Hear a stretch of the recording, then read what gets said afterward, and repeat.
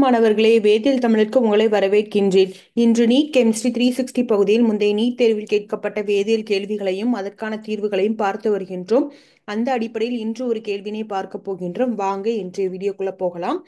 இக்கேள்வியானது NEET 2020 கேட்கப்பட்ட கேள்வி. அதன்படி அனிசோலை ஹைட்ரஜன் அயோடைடுடன் பிளத்தல் வினைக்கு உட்படுத்தும் போது கிடைப்பது, அதாவது anisole on cleavage with hydrogen iodide gives.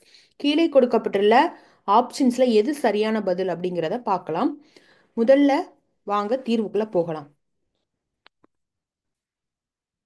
முதல்ல அனிசோலோட ஸ்ட்ரக்சர் எழுதிக்கலாம். இதுதான் அனிசோலோட ஸ்ட்ரக்சர். அனிசோல் அப்படிங்கிறது ஒரு பொதுப்பெயர். இந்த அனிசோலுங்கிற பொதுப்பெயர் எதுல இருந்து வந்தது அப்படின்னு பார்த்தீங்கன்னா, அனிசீட் அப்படிங்கிற ஒரு விதை வகையிலேருந்து தான் வந்தது.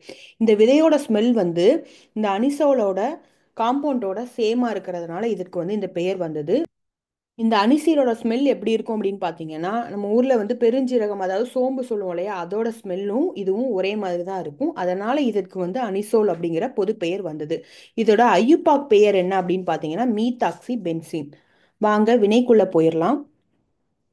முதல்ல இந்த அனிசோல் அப்படிங்கிறது ஒரு ஈத்தர் காம்பவுண்டுங்கிறது நம்மளுக்கு தெரியும். இப்போ அனிசோலோட ஸ்ட்ரக்சர் வரைஞ்சிடலாம். இப்போ அனிசோல்ல இருக்கிற ஆக்சிஜன்ல தனித்த இரட்டை எலக்ட்ரான்கள் 2 இருக்கு அப்படிங்கிறது நம்மளுக்கு தெரியும். இந்த ஹைட்ரஜன் அயோடைடு ஒரு ஆசிட். இது H+ ஆகவும் I- ஆகவும் பிரியும்.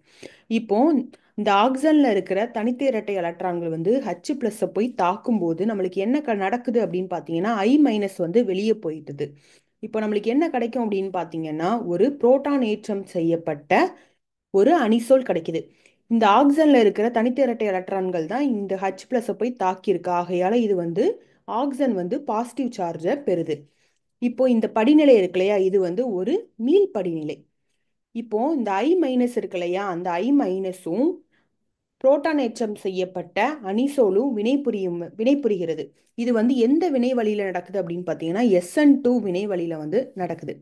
இப்போ இந்த I- இந்த மெத்தில பின்புறமா தாக்கும்போது என்ன நடக்கு அப்படின்னு பார்த்தீங்கன்னா, இந்த மெத்திலுக்கும் ஆக்சனுக்கும் இடையில இருக்கிற எலக்ட்ரான்கள் ஆக்சனை நோக்கி நகரும் போது நம்மளுக்கு என்ன கிடைக்குது அப்படின்னு பார்த்தீங்கன்னா, ஒரு ஃபீனாலும் அயோடோமீத்தேனும் நம்மளுக்கு கிடைக்குது.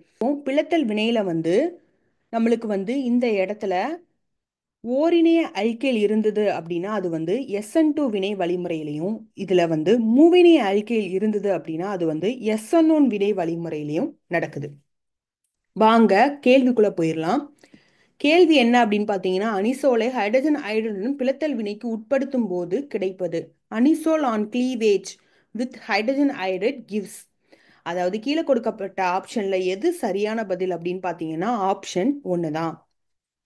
மாணவர்களே, உங்களுக்கு இந்த வீடியோ உபயோகமா இருக்கும் அப்படின்னு சொல்லி நான் நம்புறேன். உங்களுக்கு இந்த வீடியோ பிடிச்சிருந்தா அப்படின்னா லைக் பண்ணுங்க, ஷேர் பண்ணுங்க. இது குறித்து ஏதாவது சந்தேகம் இருந்தது அப்படின்னா அதை கமெண்ட் செக்ஷன்ல பதிவு பண்ணுங்க. நான் இது வரைக்கும் நம்ம சேனலை சப்ஸ்கிரைப் பண்ணாதவங்க நம்ம சேனலை சப்ஸ்கிரைப் பண்ண மறந்துடாதீங்க. நன்றி மாணவர்களே.